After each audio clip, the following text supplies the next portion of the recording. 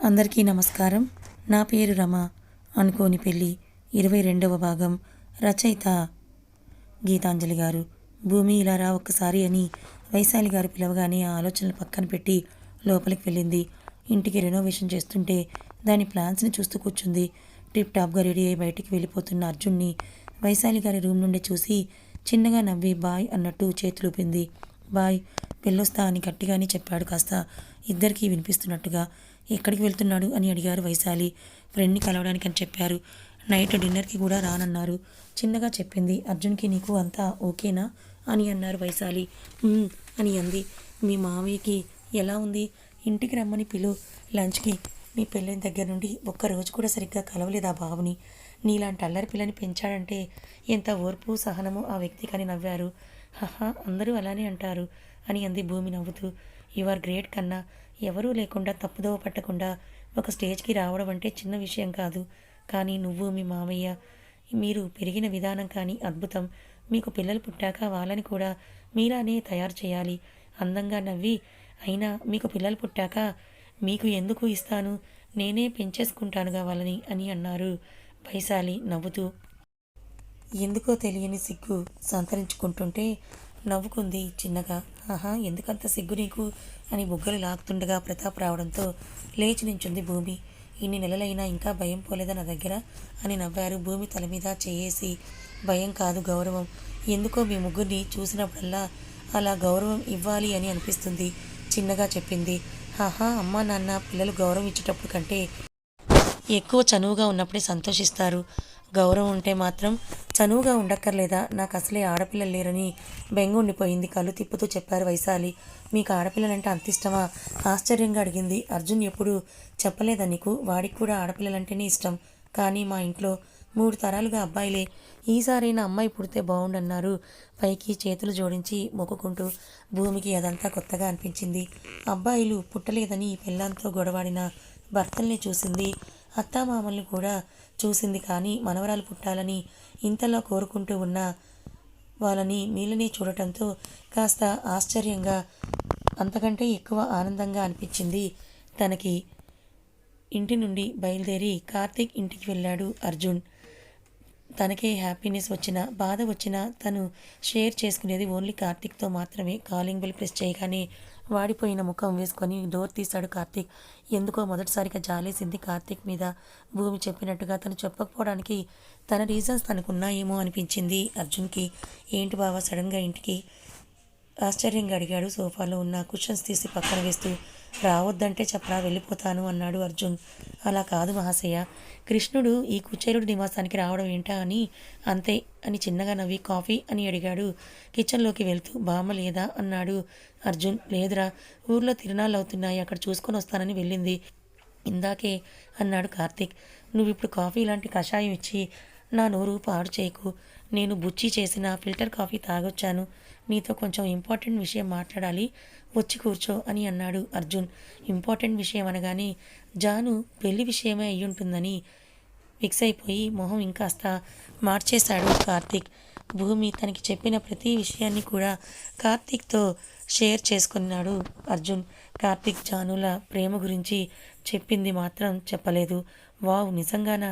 నువ్వెప్పుడు అంటూ ఉంటావు కదరా, చూడు వీఆర్ డెస్టినేటెడ్ అని. నిజంగా నిజం అని అనిపిస్తోంది ఈ విషయం అన్నాడు కార్తీక్ సంతోషంగా. వాళ్ళ బాధలో కూడా మన సంతోషం గురించి ఆలోచించగలిగే వాళ్ళు చాలా తక్కువ మందే ఉంటారు.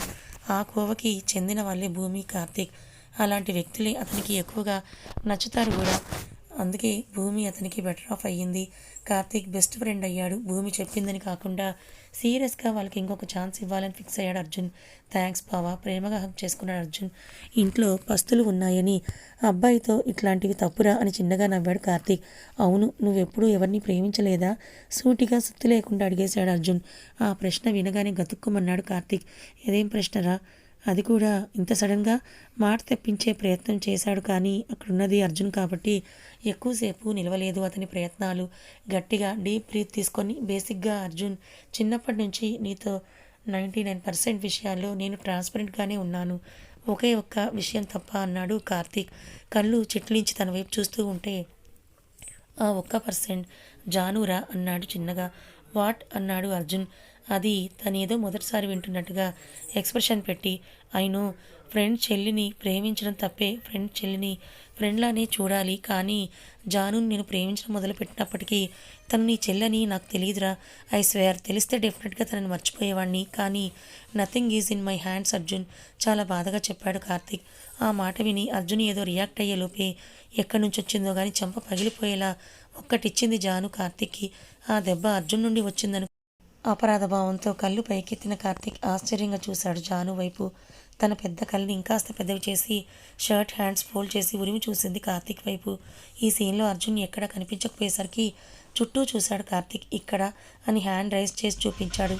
టీవీలో క్రికెట్ మ్యాచ్ చూస్తూ రే నీ ఇటు చూడరా అని కాలర్ పట్టి ముందుకు లాగింది జాను.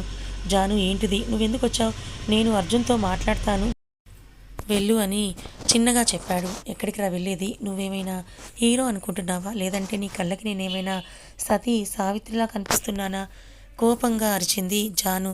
అయితే మాత్రం కొట్టేస్తావా, చెంప మీద చెయ్యేసుకొని ఉక్రోషంగా అడిగాడు కార్తీక్. చంపేస్తాను దాదాపుగా అరిచేసింది. నేనేం చేశానే రాక్షసి అని అన్నాడు కార్తీక్. లేకపోతే ఏంట్రా, మా అన్నయ్యకి చెల్లిని అని తెలిస్తే మర్చిపోతావా, తోలు ఒలిచి ఎండబెట్టేస్తానని పిడికిలి బిగించి కొడుతూనే ఉంది జాను. తనని కొట్టకుండా ఆపాలని కూడా అనిపించలేదు అతనికి. కోపంలో ఎర్రగా అయినా తన చిన్నటి ముక్కుని విస్మయంగా చూస్తూ నుంచున్నాడు. అట్లా తుమ్మల నించుంటావేంటి అని అరిచి విసురుగా కార్తీక్ని సోఫాలోకి నెట్టేసి, అంత భారంగా అనిపిస్తున్నానా, వదిలించేసుకోవాలని చూస్తున్నావు, ఏడుపు ఒక్కటే తక్కువ అన్నట్టుగా మొహం పెట్టి బేలగా అడిగింది జాను. ప్లీజ్ అన్నాడు కార్తీక్ కోపంగా. వాట్ ప్లీజ్ యూ ఈడియట్, ఎన్ని రోజులైంది నాతో మాట్లాడి, నీ ప్రాబ్లం ఏంట్రా అసలు, బోర్ కొట్టేశానా, నచ్చడం లేదా నీకు అంది కన్నీళ్ళని ఎడం చేత్తో తుడుచుకుంటూ. మొహం ఉక్రోషంగా పెట్టి ఆ మాట వినగానే అర్జున్ వైపు చూశాడు కార్తీక్. వాట్ అన్నాడు అర్జున్. నేను ఇందాక చెప్పిన దాని గురించి అన్నాడు చిన్నగా. నేనేమైనా అమ్మాయినా నీ లవ్ యాక్సెప్ట్ చేయడానికి, and I have my wife అన్నాడు అర్జున్ మొహం వికారంగా పెట్టాడు. ఆ మాట వినగానే పుసుక్కు నవ్వేసింది జాను. జాను అని అన్నాడు కార్తీక్ ఉడుక్కుంటూ ఆమె వైపే చూస్తూ. ఏంటి అంది మళ్ళీ మొహం సీరియస్గా పెట్టేసి. నాకు నువ్వెంత ముఖ్యమో మీ అన్నయ్య కూడా అంతే ముఖ్యం జాను అన్నాడు కన్నీళ్లతో. అయితే అంది అసలు కార్తీక్ ప్రాబ్లం ఏంటో అర్థం కాక. నీకు దగ్గరైతే నేను మీ అన్నయ్యకు దూరం అయిపోతాడంటే నాకు వద్దు జాను. నాకు నువ్వు, మీ అన్నయ్య, మీ హోల్ ఫ్యామిలీ కావాలి. మీలో నన్ను కలుపుకోవాలి. నా ప్రేమ కోసం వాళ్ళందరినీ వదిలేసి రమ్మంటే అది స్వార్థం అవుతుంది. నాది స్వార్థం కాదు, నువ్వు సంతోషంగా ఉండాలని ప్రేమ. జాను మొహాన్ని రెండు చేతుల్లోకి తీసుకొని బొటను వేలుతో కన్నీళ్ళు తుడుచుకుంటూ చెప్పాడు. నువ్వు లేకపోతే నేను హ్యాపీగా ఉంటానని నీకు చెప్పానా కార్తీక్. మా ఇంట్లో ఒప్పుకోకపోతే కలిసి ఒప్పించాలనుకున్నాను, కానీ నిన్ను వదిలేయాలని థాట్ కూడా నాకు ఎప్పుడు రాలేదు. అలాంటిది నువ్వు నన్ను అని మాటలు పూర్తి చేయలేక ఏడ్చింది Janu. I'm sorry baby, I'm so sorry అంటూ జాను నీ దగ్గరగా హక్ చేసుకుని తల మీద ముద్దు పెట్టాడు కార్తీక్. ముట్టకు నన్ను, నీకు దానికి కూడా మా అన్నయ్య పర్మిషన్ కావాలేమో కదా అని అంది కోపంగా. ముక్కు మీద ఉంటుంది కోపం ఇద్దరికి అని నవ్వి, నేను ఒప్పిస్తా మీ అన్నయ్యని అని అన్నాడు కార్తీక్. నువ్వేం ఒప్పించక్కర్లేదు, and I don't want to marry you మొహం చిరాగ్గా పెట్టి చెప్పింది జాను కార్తీక్తో. వాట్ కోపంగా చూశాడు కార్తీక్. ఆ చూపేంటి, గుడ్లు ఒలిచేస్తాను, నాతో అంత ఈజీ కాదు, అర్థమైందా కళ్ళెగరేస్తూ అడిగింది జాను. జాను సీరియస్గా పిలిచి చేయి పట్టుకొని మీదకి లాక్కొని, నిజంగా పెళ్లి చేసుకోవా నన్ను అన్నాడు కార్తీక్. పైకి గంభీరంగా కనిపిస్తున్నాడే కానీ అతని కళ్ళలో భయం జానుకు తెలుస్తోంది. చేసుకోనంది అంతే సీరియస్గా. ఓకే, నా చెల్లి చెప్పింది ఫైనల్, బాయ్ కార్తీక్ అన్నాడు అర్జున్ జాను భుజం చుట్టూ చెయ్యేసి బయటికి తీసుకెళ్ళిపోతూ. అర్జున్ అరిచాడు కార్తీక్. అసలు దేకట్లేదు అర్జున్ బాబు. మెరుపు వేగంతో పరిగెత్తి జాను రెండు చేతిని గట్టిగా పట్టుకున్నాడు కార్తీక్. వదులు కార్తీక్ బేస్ వాయిస్లో చెప్పాడు అర్జున్. వాళ్ళిద్దరు ఫ్రెండ్షిప్లో అర్జున్ తనతో ఇంత సీరియస్గా మాట్లాడడం ఇదే మొదటిసారేమో.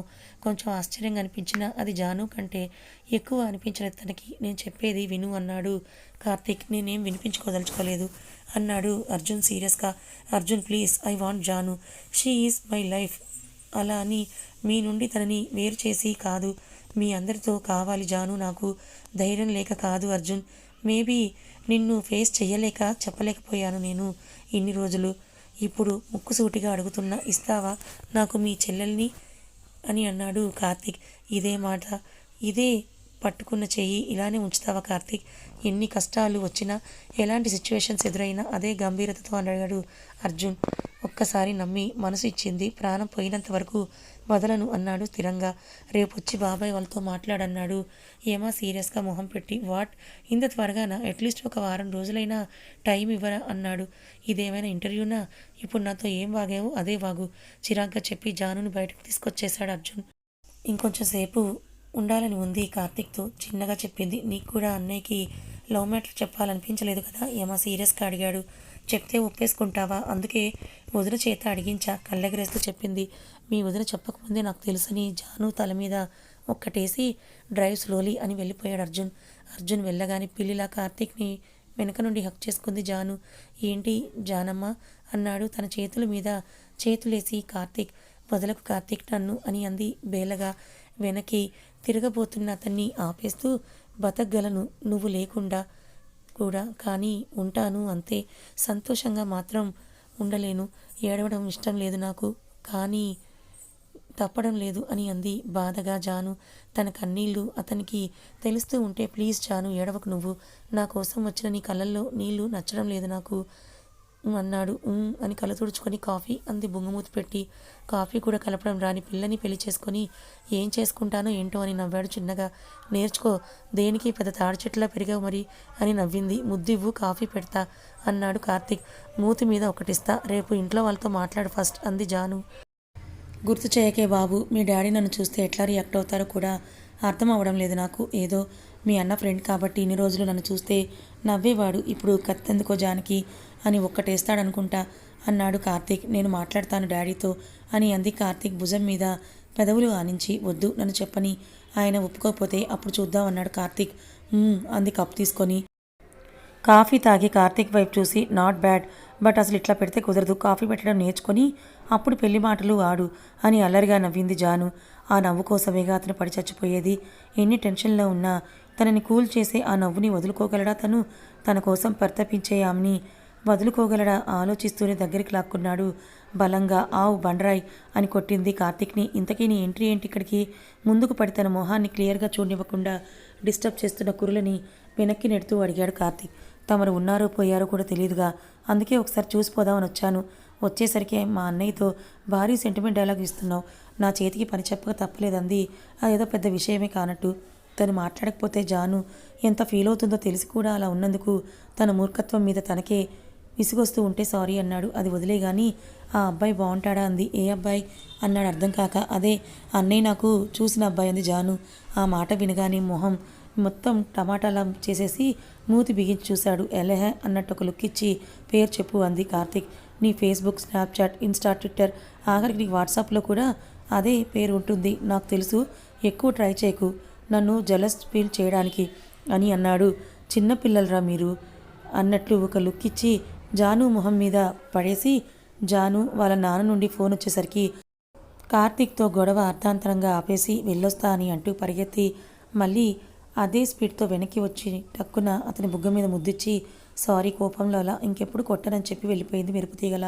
తను వెళ్ళిన సైడ్ చూసి బుగ్గ తడివి చిన్నగా నవ్వుకున్నాడు కార్తీక్. ఎక్కడికి వెళ్దామన్నారు? ఈరోజు ఆర్కిటెక్ట్స్ వస్తారు అని ముందు చెప్పారు కదా, చీర సర్దుకుంటూ అడిగింది భూమి. చెప్తే గానీ రావా? ఫోన్ పాకెట్లో పెట్టుకొని హెయిర్ సెట్ చేసుకుంటూ రివర్స్ క్వశ్చన్ వేశాడు అర్జున్. మిమ్మల్ని అడిగాను చూడండి. మిస్టేక్ ఈజ్ మైన్ అంది గుర్రుగా చూస్తూ. అస్సలు టైం లేదు, బాగా లేట్ చేసావు పద అని లాక్కెళ్ళిపోయాడు తన చేయి గుంజేస్తూ.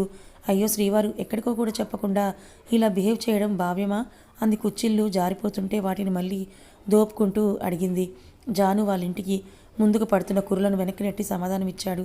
ఇప్పుడు దేనికి? కళ్ళు ఆల్చిప్పలంత చేసి అడుగుతుంటే మహా ముద్దుగా అనిపించిందేమో. చప్పును దగ్గరికి లాగి మీనాల్లాంటి కళ్ళకి ముద్దిచ్చి, పెళ్లి చూపులకి అన్నాడు. పెళ్లి చూపులా? ఎవరికి తత్తరగా అడిగింది జానుకి అని నిశ్చలంగా సమాధానం ఇచ్చాడు అర్జున్. టైం ఇద్దామని అనుకున్నాం కదా, మళ్ళీ పెళ్లి చూపులేంటి? పెళ్లి కొడుకు ఎవరు? ఆ పోలీసేనా? రోషం పొంగుకొస్తుంటే బొద్దిగా గాలిన జడని ముందు నుండి వెనక్కి విసురుతూ అడిగింది భూమి. కాదు, బిజినెస్ మ్యాన్ అన్నాడు కార్ని స్టార్ట్ చేసి అర్జున్. కదా ఇంకా ఉంది. మరి జానుకి పెళ్లి చూపులు ఎవరితోటి? కార్తీక్తోనా, నిజంగా పోలీస్తోనేనా? మరి కార్తీక్ వచ్చి జాను వాళ్ళ అమ్మ నాన్నతో ఏం మాట్లాడతాడు? మరి జాను కార్తీక్ల పెళ్ళికి వాళ్ళ పేరెంట్స్ ఒప్పుకుంటారా? అర్జున్ ఒప్పిస్తాడా లేదా వాళ్ళని చూసుకోమని వదిలేస్తాడా? మరోపక్క భూమి ప్రాణాలు ప్రమాదంలో ఉన్నాయని అర్జున్కి తెలుస్తుందా? తెలిస్తే మరి తనని ఎలా కాపాడుకోగలుగుతాడు? తెలుసుకోవాలనుకుంటే ఛానల్ని ఫాలో అవ్వండి. కథ నచ్చితే లైక్ చేయండి, మరి కొంతమందికి షేర్ చేయండి. ఇలాంటి మరిన్ని మంచి కథల కోసం మన ఛానల్ని సబ్స్క్రైబ్ చేసుకోండి. Thank you so much.